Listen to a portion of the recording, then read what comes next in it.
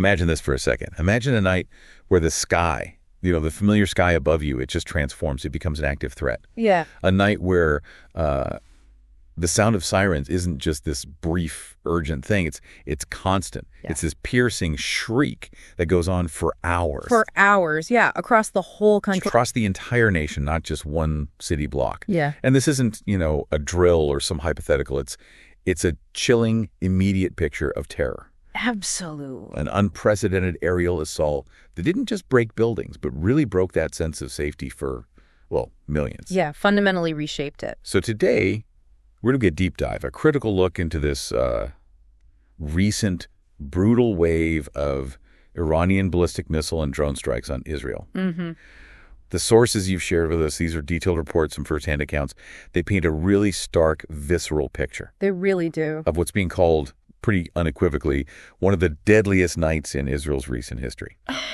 And the focus, it's just heartbreakingly precise on the civilian impact. Yep. Right, the raw human costs. That comes through so clearly. Our mission today, then, is to go beyond just the headlines, to sort of cut through the geopolitical noise and really pull out the crucial nuggets of knowledge from these reports. Yeah, get to the heart of it. We'll guide you through the raw facts, the immense human toll, the immediate kind of frantic responses on the ground, and then unpack the broader implications. Okay.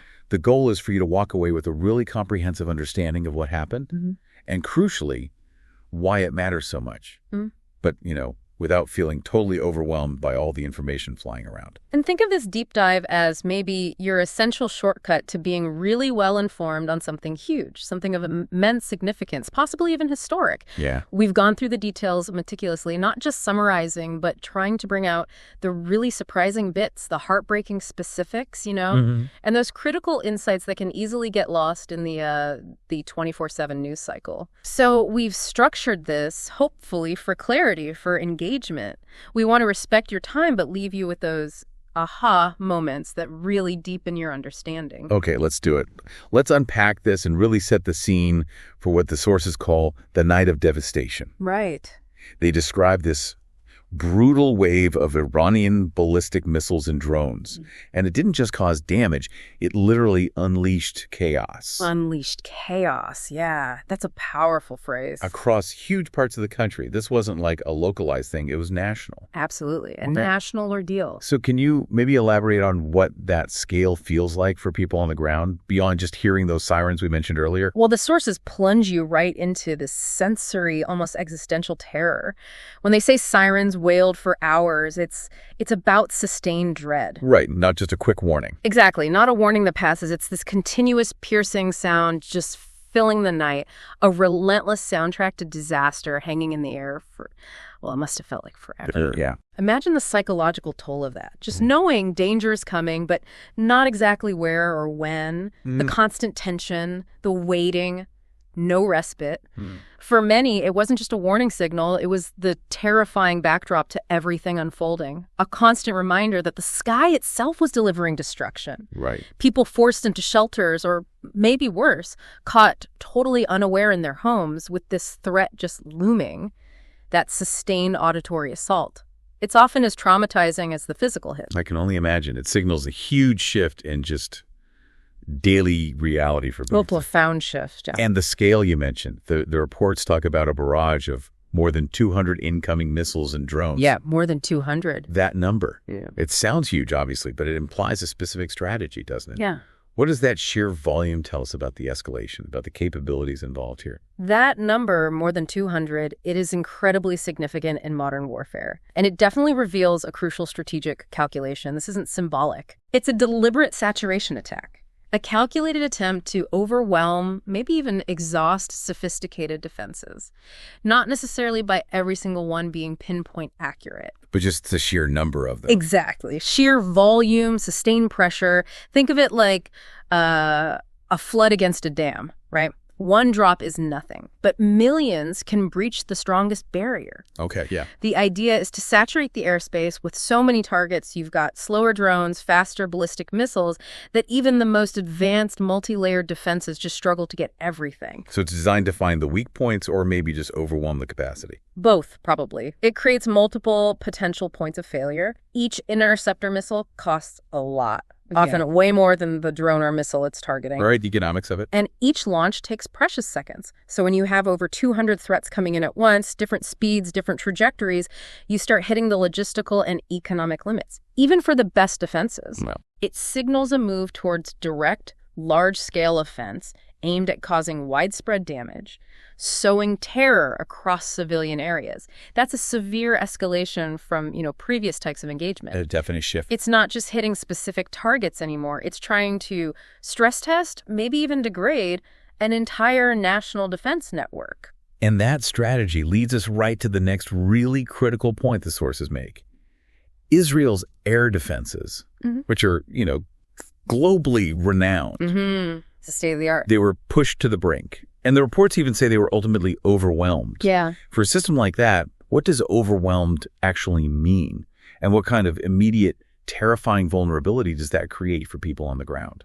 That really gets to a fundamental question, doesn't it, about the limits of even the best technology when faced with just unprecedented scale. Yeah. When the sources say push to the brink and then overwhelmed, it means the sheer quantity and maybe the coordination of the incoming stuff exceeded the system's capacity to track, engage, and neutralize all of it. Yeah. Israel's system, Iron Dome for short range, David's sling for medium to long, the arrow system for ballistics, it's layered for multiple interception chances. Multiple layers. But each layer has finite resources. A limited number of interceptors, limited radar tracking, processing speeds. Like filters you mentioned. Exactly, like specialized filters. Each can only handle so much at once.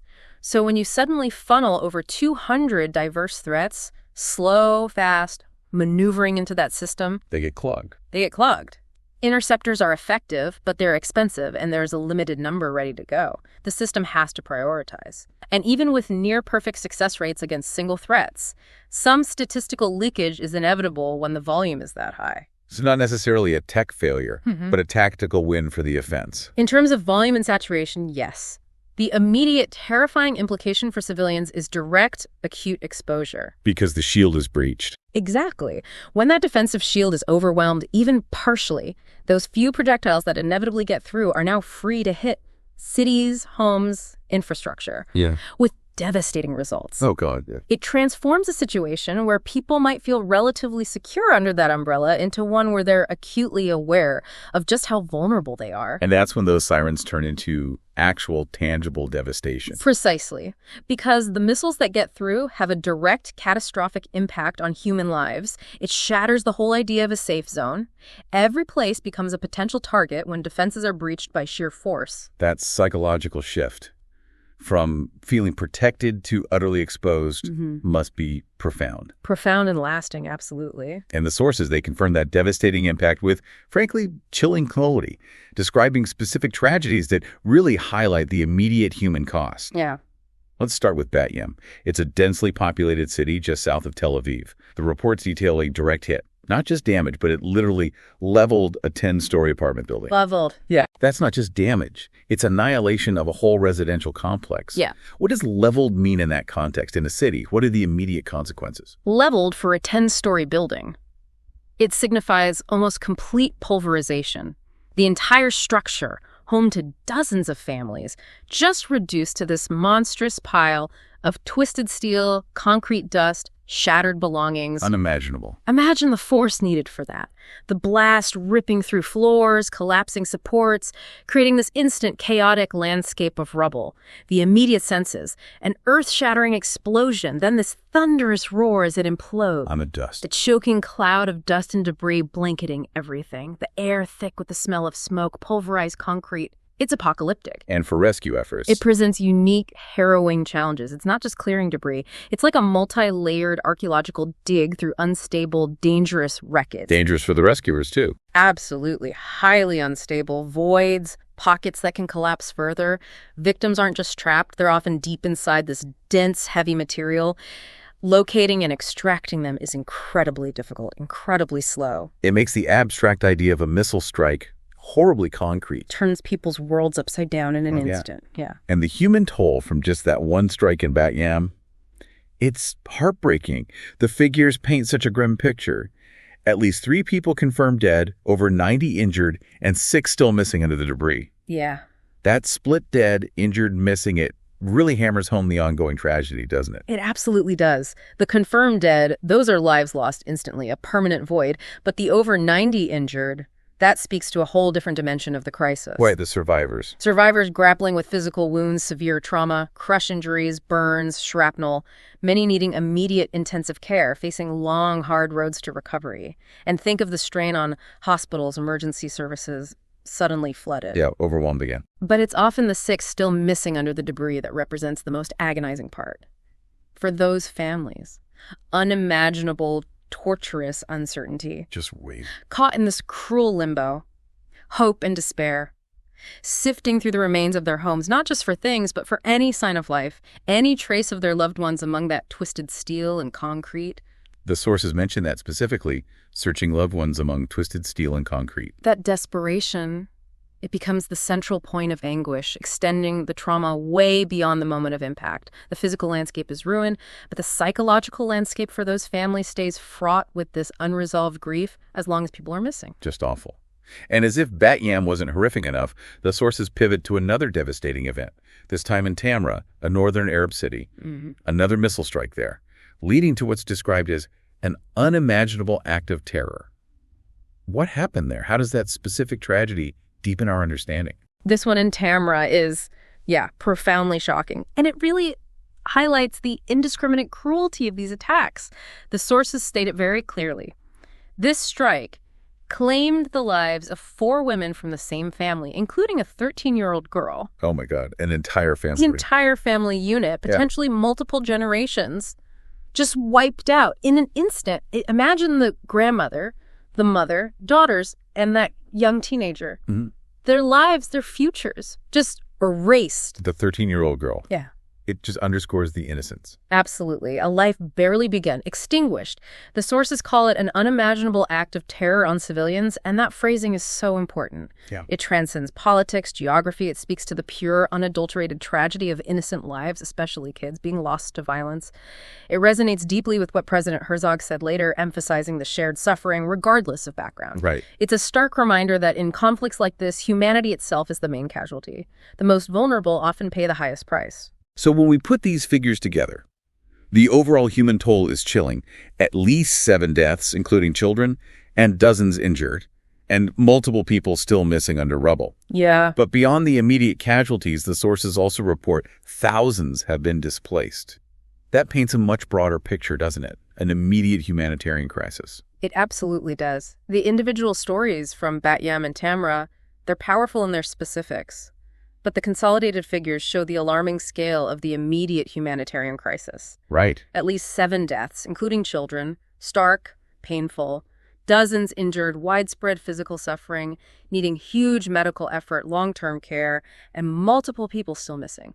The true toll might still rise, prolonging the agony. And the displacement. The thousands displaced, that's maybe the most widespread and enduring consequence here. A massive disruption to life, a profound loss of security for whole communities. It's not just damaged homes. No. It's losing your sense of place, security, routine, community networks. Their homes are shattered and families are desperate. They have nowhere safe or familiar to go, forced into shelters, relatives, an uncertain future. Creating huge needs instantly. Urgent demand for basics, shelter, food, water, medical care, and critically, psychological support. Many displaced will carry invisible trauma for years. Yeah. It turns individual tragedies into this broad, national humanitarian challenge, disrupting the very fabric of life, creating ripples of instability and need. It's a crisis far beyond the moment of the attack itself. In that immediate aftermath, amidst all this devastation, the sources really highlight the heroic rescue efforts.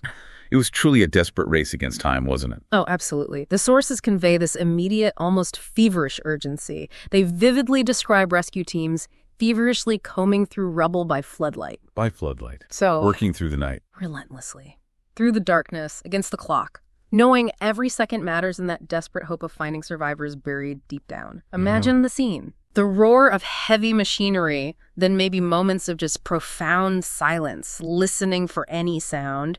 The stark glare of floodlights cutting through dust-filled darkness, illuminating this terrifying landscape of metal and concrete. The smell. The acrid smell of dust and smoke. Yeah. And just the constant murmur of commands, frantic activity. It's not work for the faint of heart. No kidding. Immense physical stamina, mental fortitude, and just deep, desperate hope.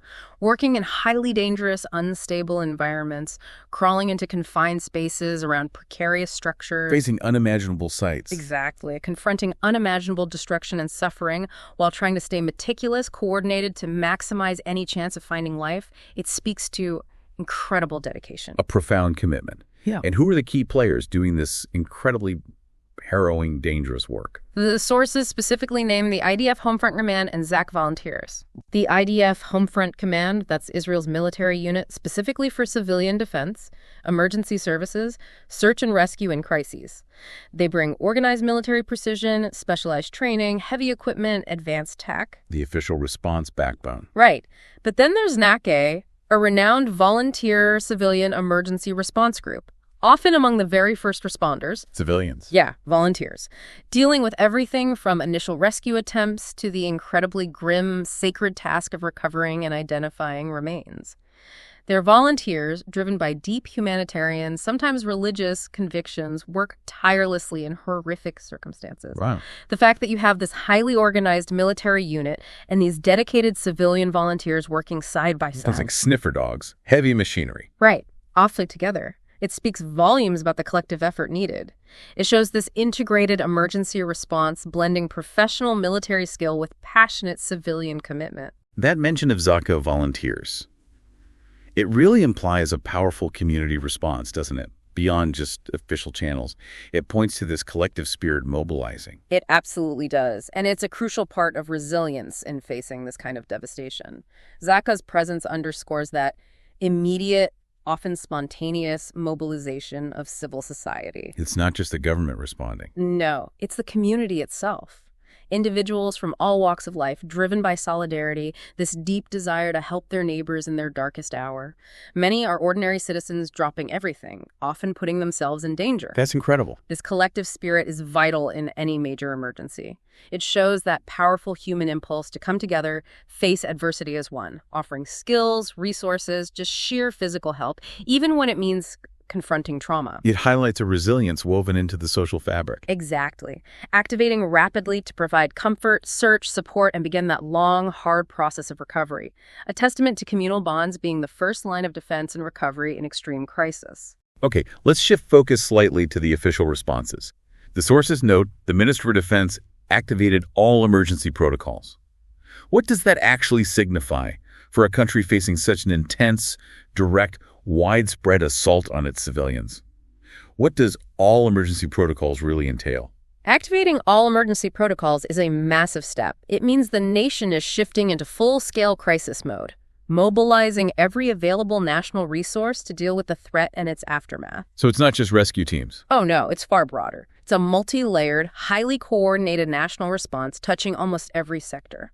Like what, specifically? Well, the military goes on highest alert, redirecting resources from combat ops towards civilian defense, humanitarian aid, emergency medical services, hospitals, blood banks initiate mass casualty protocols, civilian defense groups, local authorities, fully activated managing shelters, distributing aid, maintaining public order, logistics streamlined for essential supplies. Critical infrastructure power, water, comms secured, repairs prioritized. So decisions are being made rapidly at the top. Very rapidly. High-level decisions to address the immediate threat, mitigate consequences.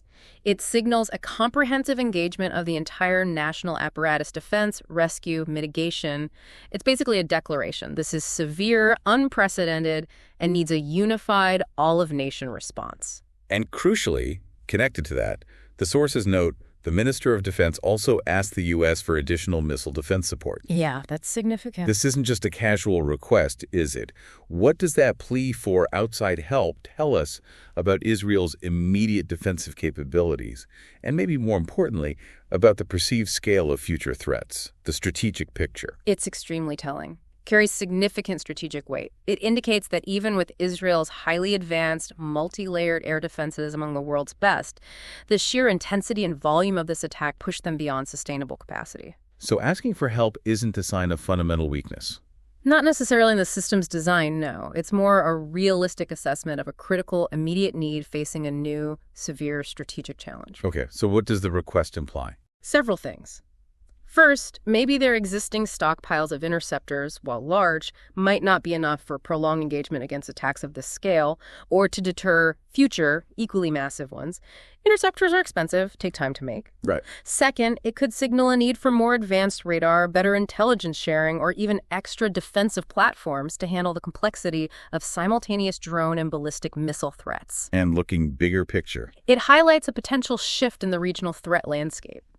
It implies a perception that this kind of large-scale aerial assault could become more frequent, more intense, requiring deeper, ongoing international help to maintain a robust defense and deter future attacks. Raises serious questions about long-term sustainability. And economic viability, yeah. Defending against this kind of massive, sophisticated offense recurring, it's a huge challenge. It effectively signals a new chapter in that strategic alliance, acknowledging a need for expanded capabilities against an evolving high-volume threat.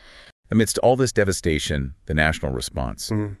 President Isaac Herzog delivered this really heartfelt, impactful plea for unity. The sources quote him directly, and it's worth hearing. Jews and Arabs, elderly, children, new immigrants, all innocent civilians have been brutally hit. We share in your grief. We mourn together. We will stand together. That is an incredibly powerful statement, especially in a region often defined by deep divisions. Absolutely. What's the significance there? It's a profound, deliberate attempt to bridge societal divides in a moment of extreme shared trauma. When he explicitly says Jews and Arabs, he's directly acknowledging the suffering cuts across ethnic and religious lines. Right, making it universal. Highlighting the undeniable truth. The impact is universal, affecting all citizens regardless of background. A crucial message in a diverse society, ensuring no community feels isolated in its grief. And he broadens it even more. Yeah, mentioning elderly, children, new immigrants. That's a powerful appeal to the most vulnerable, symbols of innocence, fragility, new beginnings. It underscores the indiscriminate nature violence spares no one, age, status, origin. All innocent civilians have been brutally hit. That phrase drives home the core message. Non-combatants, targeted directly. Their suffering is a shared national burden. And the second part, we share in your grief, we mourn together, we will stand together. That's the crucial call for unity and solidarity. Share in your grief, profound empathy, acknowledging personal pain. Mourn together elevates individual tragedies to a collective national act of remembrance, reinforcing shared humanity. And stand together. That's a defiant promise. Collective resilience, mutual support, commitment to rebuilding. It's not just comfort. It's a deliberate political and social act to foster national unity against an indiscriminate attack, emphasizing shared humanity, shared vulnerability over internal differences. Trying to rally a diverse population around a common experience of pain and a shared commitment to recovery, reinforcing the universal impact of such violence on the human spirit, on the fabric of society. Looking now at the broader implications, the sources state unequivocally, this tragic night marks a sharp escalation. Yeah, unequivocally. What exactly does sharp escalation mean in the context of the region's already, simmering tensions? How does it fundamentally change the geopolitical landscape? That phrase, sharp escalation, is profoundly significant. It implies a qualitative shift, not just a quantitative increase in hostility. Okay, how so? In the context of long-standing, often proxy-driven tensions, it means moving beyond familiar patterns, indirect skirmishes, covert ops, localized border clashes. This was direct, large-scale, overt. Ballistic missiles and drones launched by one state actor against another, explicitly targeting civilian areas. Changing the rules of the game. Fundamentally. Redrawing what were once considered red lines. Previously, tensions might play out through proxies, cyber attacks, limited shelling. This direct assault, sophisticated weapons aimed at cities, elevates the conflict to a new, far more dangerous level. Making the threat tangible for ordinary people. Very tangible, devastatingly real, creating immediate, widespread vulnerability. It's not just another incident, it's a fundamental recalibration of the strategic environment. showing a willingness by the aggressor to take risks previously thought unthinkable. And forcing the region to confront the real possibility of full-scale state-on-state conflict. This act has set a new worrying precedent for future engagements. Yeah, as a direct result of that escalation, there's the profound psychological impact the sources detail. The attacks described as echoing deep trauma and shattering a sense of safety. How does that manifest for a population that's already, sadly, experienced conflict? What are the long-term societal consequences? This is where that human experience of living under sustained threat becomes just viscerally real.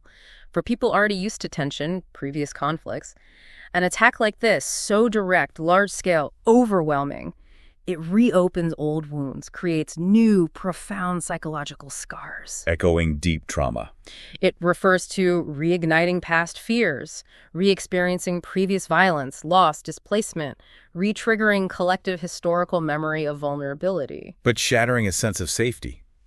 That sounds even more pervasive. It is, perhaps more insidious, long-lasting. It means that fundamental feeling of security in your own home, neighborhood, daily life is utterly destroyed. Disrupting everything. Completely. Routine life disrupted. Parents might hesitate sending kids to school.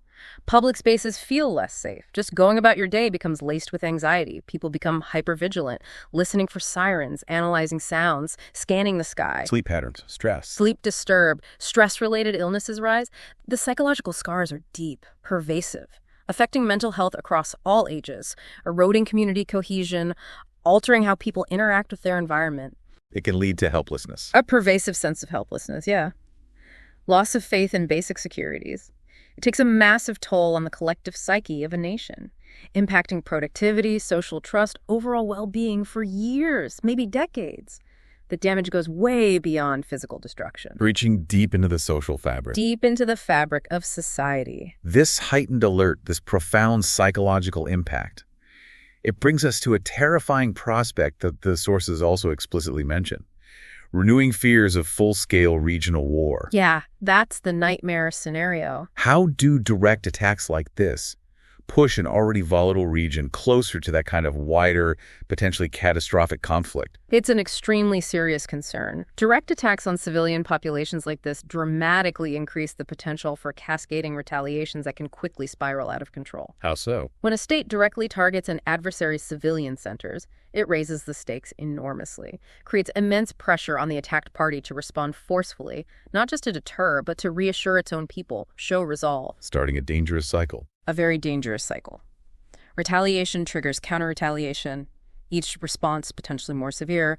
Regional alliances get activated, drawing in other states, non-state actors with treaties, shared interests, old grievances. So it spreads. What starts as a direct strike between two parties can rapidly destabilize the whole region, transforming localized conflicts into a much broader confrontation. Unpredictable, devastating consequences. It elevates the stakes for everyone. Turning a standoff into a potentially uncontrollable blaze consuming multiple nations, widespread destruction, mass displacement, profound geopolitical shifts. The fear is the rules of engagement have fundamentally changed, making miscalculation or overreaction far more likely to spark that wider conflict. And finally, as we kind of draw towards the end of this deep dive into this tragic night, the sources leave us with this profoundly sobering thought. Families are missing, communities are broken, and the road ahead will be long and painful. Yeah. This isn't just about the immediate crisis we've discussed, is it? It points to a much longer recovery. No, not at all. That concluding thought. It sympathizes all the immediate consequences, but it also casts this long, somber shadow into the future. It's a clear recognition that the immediate rescue, the frantic emergency responses, even the initial political reactions, they're just the very beginning of a prolonged, arduous journey. Families are missing. Speaks to the ongoing personal tragedies, the incomplete stories of loss, the lingering hope mixed with despair for those still searching. That doesn't end when the rubble is cleared. Communities are broken. Implies the social fabric itself, trust, support, shared daily life severely damaged. Physical destruction is immense, but rebuilding homes, infrastructure, that's critical, but secondary to the profound work of rebuilding lives, addressing mental health needs, restoring cohesion, normalcy. And that long and painful road ahead. It's a stark, honest admission. Recovery from such widespread trauma and devastation isn't quick or easy. It means years of physical reconstruction, building robust mental health support, integrating thousands of displaced people, grappling with those profound psychological scars. The consequences reverberate For generations, impacting economic stability, social well-being, the very identity of the affected nation.